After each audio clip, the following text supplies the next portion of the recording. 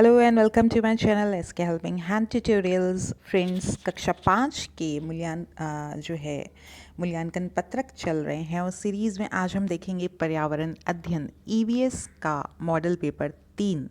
अधिकतम अंक 80 और समय अवधि जो है वो 2.5 घंटे की रहेगी। प्रश्न पत्र की कुल जो प्रश्न है वो 23 प्रश्न यहाँ पे आएंगे आपके। तो चलिए प्रश्नों की शुरुआत करते हैं। आलू तने से उगता है, इसी प्रकार मनी प्लांट उगता है पत्ती से, शीर्ष से, तने से या जड़ से। तो इसका सही उत्तर है तने से। इसका सही उत्तर है। घर से दूसरे स्थान पर जाने पर क्या परेशानियां उठानी पड़ती हैं, किन्हीं 3 को आपको लिखना है। और फिर अगला प्रश्न भी हम देख लेते हैं। पहले ये आप देख सकते हैं 3 लिखना है, तो प्रत्येक एक एक अंक का है। ये भी प्रत्येक में एक एक अंक का है। आपको दौसा जिले के 3 पड़ोसी जिलों को अंकित करना है। तो आप यहाँ पे देख सकते हैं कि दौसा किस तरफ में है, यहाँ निशान लगाया हुआ है आपको दौसा। तो ये जो है ये दौसा दिया हुआ है, इसके आसपास के आपको ज़िले बताने हैं। तो आप बता सकते हैं अलवर है, जयपुर है, नीचे जो है इसके सवाई माधोपुर पड़ता है, इस तरफ में भरतपुर, धौलपुर पड़ता है। तो आपको जो भी ज़िले याद रहते हैं वो आप वहाँ पे बता सकते हैं। फिर से बता देते हैं, ऊपर में अलवर रहता है, इधर जयपुर है, नीचे सवाई माधोपुर, इस तरफ में भरतपुर और धौलपुर। तो आप कोई से भी 3 ज़िले यहाँ पर लगा सकते हैं। राजस्थान का नक्शा अभी आपको दिखा देते हैं। आगे के प्रश्न भी देख लेते हैं। जल प्रदूषण रोकने के आपको कोई 3 उपाय बताने हैं। तो ये भी 3 अंक का ही प्रश्न है। खाद्य की उन 3 वस्तुओं का नाम लिखिए जो साल भर में खराब नहीं होती, 3 अंक का है। शहर में बहुमंजिला मकान बनाने के 3 कारण आपको बताने हैं, तो ये भी 3 अंक का है। तो चलिए इनके प्रश्न उत्तर हम लोग देखते हैं पहले। यहाँ आप देख सकते हैं कि घर से दूर जाने पर हमें क्या समस्याओं का सामना करना पड़ता है। तो 3 समस्याएं हमें बतानी हैं। आवास की समस्या, भोजन पानी की व्यवस्था की समस्या, रोजगार और शिक्षा की समस्या। आप इसे अलग अलग भी लिख सकते हैं, रोजगार की समस्या और शिक्षा की समस्या, तो आपके लिए और भी अधिक सरल हो जाएगा। उसके बाद अगला प्रश्न जो था वो नक्शे का है। तो नक्शे वाला प्रश्न हम लोग देखते हैं।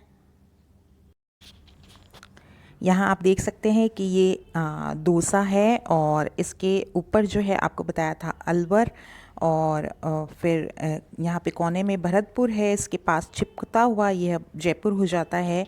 और यहाँ पे नीचे करौली भी है, धौलपुर इससे दूर है तो करौली आपको नज़दीक लगेगा। और नीचे जो है वो सवाई माधोपुर इससे टच होता हुआ है। तो आप ये मुख्य 4 ज़िले जो हैं यहाँ पे कोई भी 3 आपको बताने हैं, तो जयपुर, अलवर, भरतपुर, ये आपके लिए बहुत ही सरल हो जाता है। और नीचे जहाँ पे ये आप देख सकते हैं इसकी जो पूंछ आप बोल लीजिए यहाँ जा रही है वो सवाई माधोपुर। तो इस तरीके से आप इस उत्तर को लगा लीजिएगा। प्रश्न संख्या 4, जल प्रदूषण रोकने के आपको 3 उपाय बताने हैं। तो इसको हम लोग देखते हैं। जलाशय के आसपास कपड़े धोना, नहाना नहीं चाहिए। उद्योग के रासायनिक अपशिष्ट बिना उपचार नदियों में नहीं डालना चाहिए। घर से निकलने वाले दूषित जल और मल को जल स्रोत में नहीं डालना चाहिए। अगला प्रश्न था आपका, खाने की वस्तु जो साल भर खराब नहीं होती वो कौन सी हैं। तो यहाँ पे हम नाम देखते हैं, चूर्ण, अचार, पापड़, मुरब्बा, सूखे गेहूं, चावल, दालें आदि। नेक्स्ट था क्वेश्चन आपका कि शहरों में बहुमंजिला इमारतें क्यों पाई जाती हैं। तो उसके आपको कारण लिखने थे यहाँ पे। कुछ लोग रोजगार, उच्च शिक्षा, इलाज, बिजली, पानी जैसी सुविधाओं के लिए गांव से शहर आकर रहते हैं। और शहर में ज़मीन कम, यहाँ पे ये आप ठीक कर लीजिएगा, कम और जनसंख्या अधिक हो जाती है।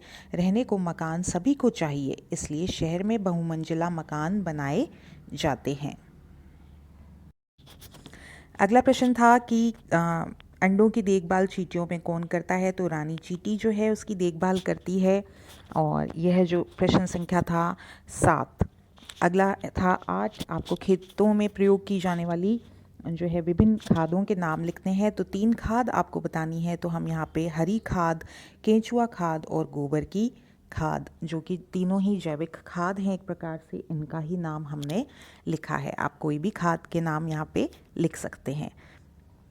अगले प्रश्न की तरफ बढ़ते हैं। प्रश्न संख्या 9 जो है वो ब्रेल लिपि का है। ब्रेल लिपि के हर मॉडल पेपर में प्रश्न दिए गए हैं, 5 अंक का है यह प्रश्न।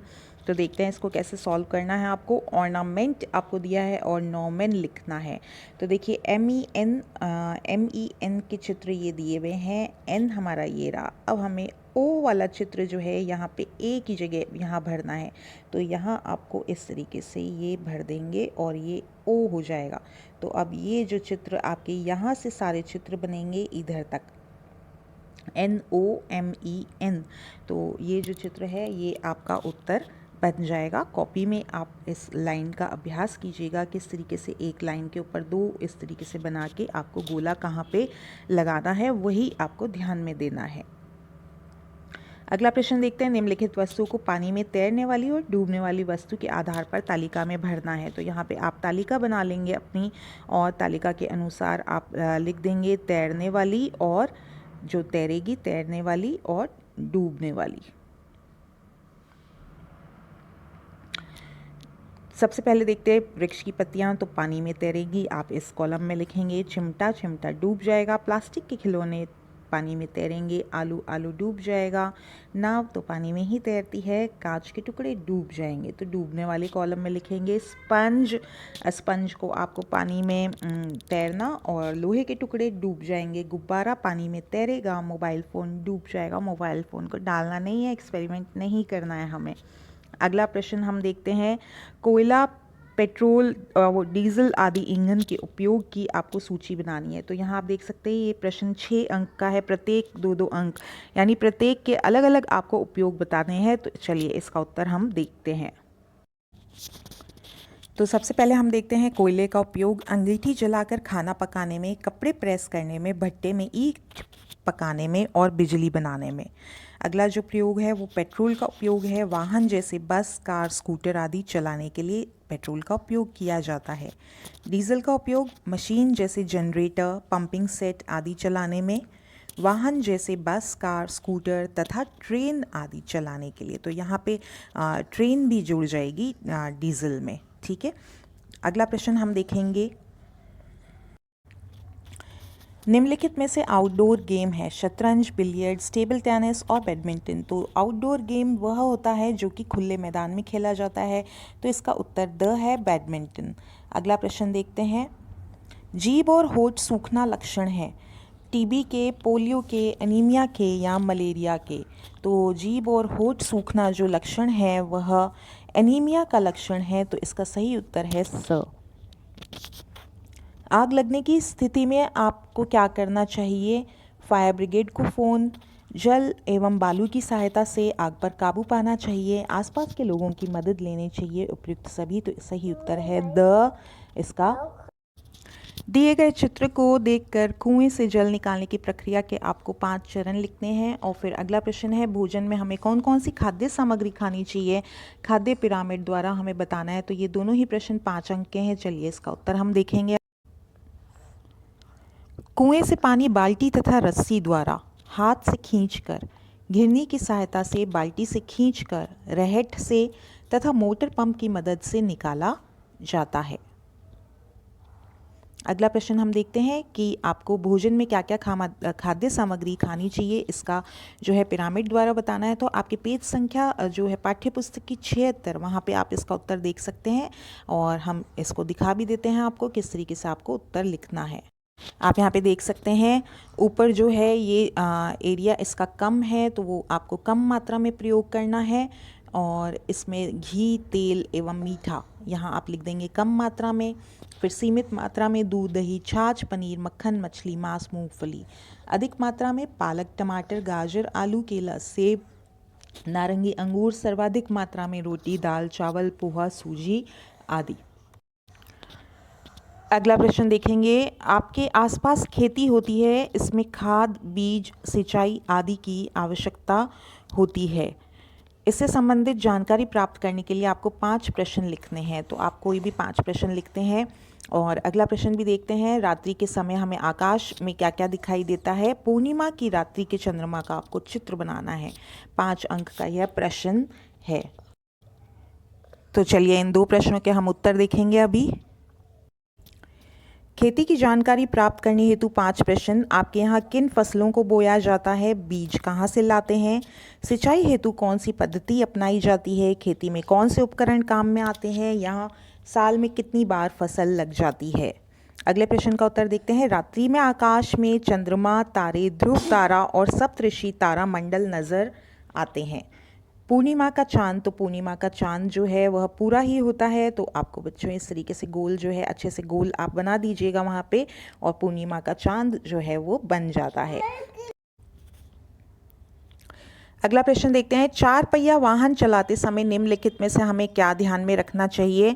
सीट बेल्ट बांधनी चाहिए, शराब पीकर गाड़ी नहीं चलानी चाहिए, गलत तरीके से ओवरटेक नहीं करना चाहिए, उपयुक्त सभी। तो इसका जो सही उत्तर है उपयुक्त सभी द जो है आप उत्तर लगाएंगे। अगला प्रश्न। महापुरुष शिवाजी के 3 गुण को लिखिए जिन्हें आप अपने जीवन में अपनाना चाहते हैं। तो यह 3 गुण हैं देशभक्ति, आप लिख लेंगे देशभक्ति, धर्मपरायणता, जो कि उन्हें उनकी माताजी जीजाबाई ने बहुत सिखाया था, अपनी संस्कृति के प्रति प्रेम। अगला प्रश्न है। सड़क पर पैदल चलते समय 3 आपको सावधानियां लिखनी है। तो 3 सावधानियां आप बता सकते हैं किस तरीके से आप। अगला प्रश्न देखते हैं। लोहागढ़ का किला स्थित है भरतपुर, तो ये भरतपुर में ही स्थित है, इसका उत्तर हो जाता है। फिर अगला प्रश्न। स्वच्छ भारत अभियान पर अपने विचार आपको लिखने हैं। तो चलिए इसके उत्तर हम जल्दी से देखते हैं। शिवाजी के 3 गुण जो हम अपनाना चाहते हैं, धर्मपरायणता, स्वाभिमान और देशभक्ति। सड़क पर पैदल चलते हुए निम्न सावधानियां रखेंगे। फुटपाथ है तो उसी पर चलेंगे। सड़क पार करते समय जेब्रा क्रॉसिंग का उपयोग करेंगे। यदि नहीं है तो ट्रैफिक लाइट देख के ही सड़क पार करें। मोबाइल, अखबार आदि में ध्यान नहीं लगावें। बच्चों का हाथ पकड़ के रखें। झुंड में नहीं चलें। आपको कोई 3 ही लिखनी है तो इनमें से आप कोई 3 लिख सकते हैं। अगला प्रश्न। स्वच्छ भारत अभियान। आखिरी प्रश्न। राष्ट्रपिता महात्मा गांधी के अनुसार स्वच्छ रहना ईश्वर भक्ति के समान है। महात्मा गांधी जी की 145वीं जयंती पर भारत के प्रधानमंत्री श्री नरेंद्र मोदी जी ने स्वच्छ भारत अभियान की शुरुआत 2 अक्टूबर 2014 को की।